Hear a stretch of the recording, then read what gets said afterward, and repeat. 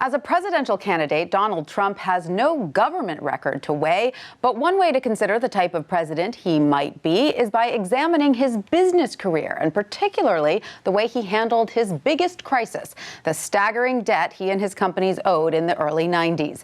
Here with the story is Wall Street Journal news editor Peter Grant. Welcome, Peter. Great to see you. Thank you. Set the stage for us, if you will. What was Donald Trump facing in 1990? Did he risk losing his entire empire? Donald Trump at that point was on the edge of the precipice.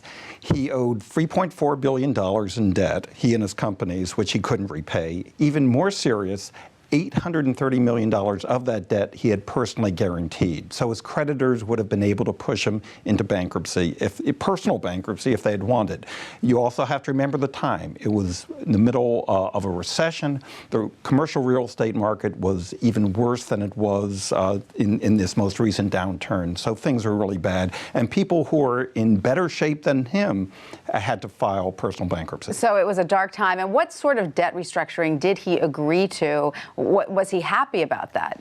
Well, he was happy because it saved him. Right. It saved his career and his company and his organization. But at the time, it was a very painful thing for him to go through. He and a group of banks agreed to a restructuring of a big portion of his debt and a plan in which he basically agreed to sell off a lot of his assets. It was also embarrassing for him. He had to agree to an allowance for his personal and household expenses. None too shabby, though. $450,000 a month? Yeah. You had to somehow squeak by on that? Exactly. Just about squeak by. But still, for someone of his ilk, of his celebrity and reputation, to agree to that was a bitter pill. One of the things that struck me about your article was that the New Jersey Attorney General's office, that has been for years very closely studying all of these sort of financial arrangements of Trump and Atlantic City, says that some of this debt restructuring was so complicated that even after all these years, nobody in their office really understands it. Well, first of all, it was very complicated. There were many interlocking pieces of his New York properties and the casinos and bondholders and creditors. It was fantastically complicated.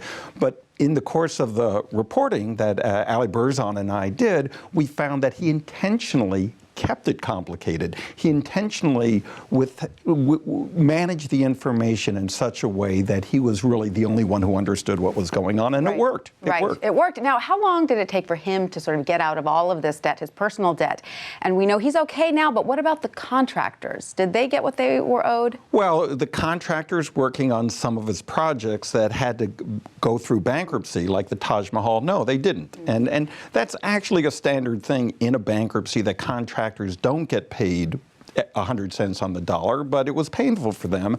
Trump's explanation is they had already made a lot of money on him, and this was just kind of the way business is. But he's free and clear now. Oh, yes. Free and clear. Yeah, by a long shot. So what's the takeaway here? Is he just so good at deal making that he is sort of able to work his way out of these problems? Is he also such a personality that he's able to convince people that the worth of his real estate is tied to him personally? Well, that's part of it. And he certainly saved himself partly because he was worth a lot more to his creditors out of bankruptcy than in bankruptcy. But I think another one of the takeaways is just the way that Trump conducts business. He has his own style. I mean, there's some people that if they borrow money, they feel obliged to pay it back no matter what. Through thick and thin, their handshake is their bond.